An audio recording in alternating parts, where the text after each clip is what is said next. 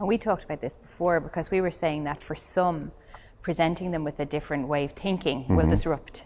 But for others, presenting them with a different way of feeling or absolutely. You know, something like that can be disruptive absolutely. or interruptive. So I suppose for us, it's to find a whole toolkit of ways that will create this sense in people so that it will impact or land differently with different people, because everybody in the room is going to be triggered in a different way. That's right, absolutely. So for instance, when you take the experience, clearly there's a number of elements to the programs here. One will be the academic elements, and for some that'll be quite disruptive. So they'll bring anxiety before day one. They'll be bringing that into the room, and observing that in themselves is one thing, but then working through that. For others, there'll be other aspects of the program that may be disruptive, or particular modules that may be disruptive that will change their way of thinking, to interrupt their current perception of the way things are and the way they are.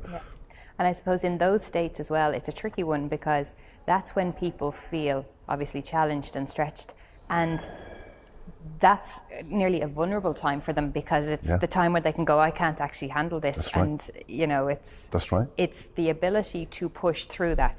And I suppose in the environment here, which is a very safe environment, if you know you can do it here, it's like that. The learning is to know, I have done it once. That's you right. know, in a different situation, I know I have achieved pushing through this sense or this feeling. That's right.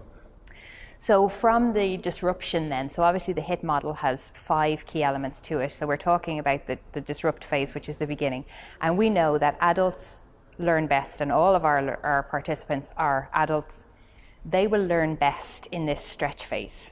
And these dilemmas that makes them think or challenge, it actually ends up, I suppose, at the end to be what they came for. Because if you come and you're very comfortable, it's easy, but it's not satisfying. No, absolutely. And you're not really transforming, are you? And we can't have that transformation without the disruption.